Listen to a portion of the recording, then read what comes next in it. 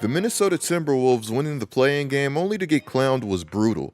When that happened, my first thought was, dang, that kind of sucks. Really hope that doesn't happen to us if we win our play-in game to advance into the playoffs also. Come on, man. Minnesota, downtown Minnesota going crazy right now, Kenny. I'll tell you that right now. You know what I miss? You know what I miss after that celebration, them playing. We are the champions. Now don't get me wrong, some of the jokes were funny and all of that stuff, but man, I felt bad. Now, Pat Bev might have deserved it. I'm not going to defend him after how he acted after the season. Man, ain't nobody worried about Chris Paul when he play Phoenix Suns. You know what you do with cones? Like when in the summertime, you got a cone, you make a move. What does the cone do? Stay still. Exactly. Yeah. He's a cone. Stop playing, man. Even if I did find him to be a well-spoken and entertaining villain. Guys, am I tripping or is Pat Bev really good at this media stuff? Let me know down in the comments below if I'm tripping, because honestly, I might be tripping.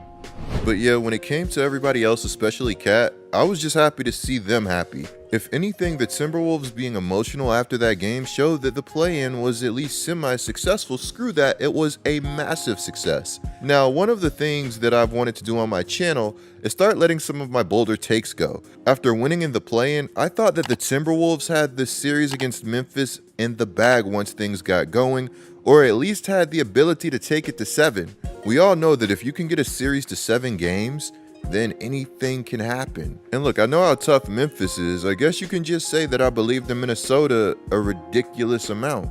Given their ability to generate mismatches and having an evolving superstar in Anthony Edwards. Unfortunately, the series would only go to 6, and there would be a number of disappointing performances across the board, and maybe none more disappointing than the one from D'Angelo Russell, given how good D'Lo is supposed to be. In Game 6, D'Lo went 3 of 7 from the field for 7 points and 4 turnovers en route to being benched. When Russell was asked if he was okay with watching the closing moments from the bench, he said no, not at all. He wanted to be out there, which as a competitor, he should. I talked about Draymond being benched a few videos ago, and he had the same sentiment. Curry even said himself that he doesn't want a player that's okay with being benched. Russell being benched in a must-win Game 6 isn't the biggest deal of all time, but it's a deal nonetheless. This was supposed to be one of your franchise cornerstones. Russell was ineffective for most of the series, averaging 12 points per game on 33% from the field. While that percentage is bad, his decision-making was even worse. Now, I don't want to be too down on D'Lo because bad series happen from time to time. He wasn't the only Minnesota Timberwolf that struggled or didn't display the highest basketball IQ. I think D'Lo is somebody that hasn't played their most meaningful basketball. Though D'Lo has seen his usage rate fall every year since the 2018-2019 season, Russell is still only 26 years old and coming off of a year where he averaged 18.1 points and 7 assists. Although the efficiency could be better, there's still some promise that surrounds D'Lo. But with that promise, there are of course some questions. Like, what does the future in Mini look like? And does he even have a future in Mini? May 13th, 2021, Alex Rodriguez and Mark Lore would overtake the Timberwolves as owners, and in their short time with the team, we've already seen a number of moves, including the opening of their checkbook for former highly regarded Nuggets president Tim Connolly. While I'm not necessarily the biggest fan of some of Connolly's roster moves, he's shown an unnatural knack for finding talent. The drafting of Nikola Jokic speaks for itself, as does Jamal Murray. I really wanted to include MPJ, but the reasons that he fell were obvious. It was all about taking a gamble, and again, these are just some of the bigger names. Bones Highland and Zeke Nnaji have also shown a ton of promise. Look, I can go on. The guy's got a resume.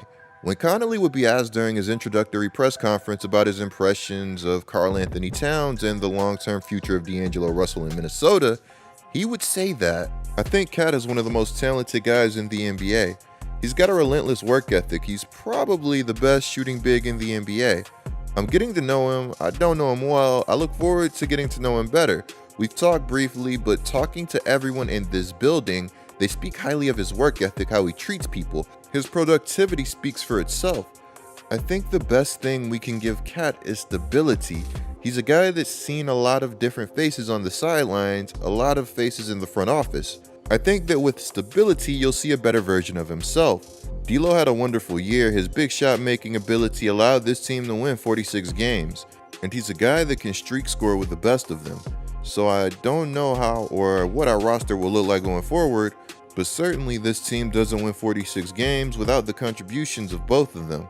This was a pretty straightforward press conference from Connolly, who made it clear that keeping D'Lo has upside in the form of stability, while also making it clear that at the same time there are going to be some moves that are going to be made. Let's be real, you don't give an executive $40 million to stay the course. I imagine that we see some shaking up of the Wolves roster fairly soon. Maybe that's why we've been seeing reports from Kevin O'Connor that D'Angelo Russell is apparently being shopped around by the Minnesota Timberwolves.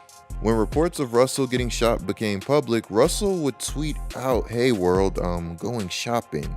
He'd later delete the tweet, which I was kind of disappointed about because I thought that response was pretty funny. It definitely didn't give off Eric Bledsoe I don't want to be here vibes, but it was funny nonetheless. I think that D'Lo still does want to be in Minnesota. He's playing alongside his boy Karl Anthony Towns, and the Wolves are a young ascending team with a lot of talent. I don't think that it's necessarily that the Timberwolves really don't want D'Lo. I think they're just doing their due diligence and seeing if an upgrade is available. After all, this is somebody that's due $31 million in the 2022-2023 season. Russell's $31 million due in 2022-2023 would mark the final year of his contract, which, that's right, at worst makes D'Angelo Russell an expiring contract for a team looking to shed cap space. I'm sure the Timberwolves have some general idea of what D'Angelo Russell might be looking for. If they don't feel that they're going to be able to match what D'Angelo Russell wants, shopping him right now makes a lot of sense.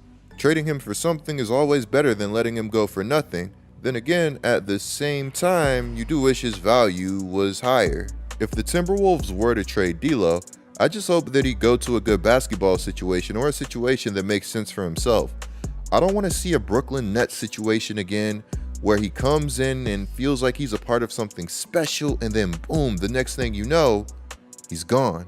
I don't want to see another Los Angeles Laker or Golden State situation either. The Lakers situation speaks for itself, but Golden State, speaking on that one, is a whole different topic. When D'Lo was in Golden State, he made it clear that at that point in time, he just wanted somewhere to embrace and an NBA city to call home.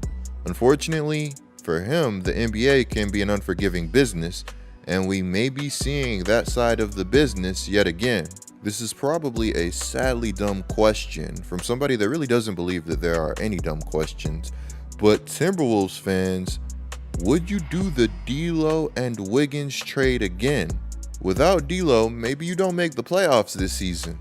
Let's just say you don't, to which I would ask, how valuable do you think that this playoff experience was? Was it worth Andrew Wiggins and the picks?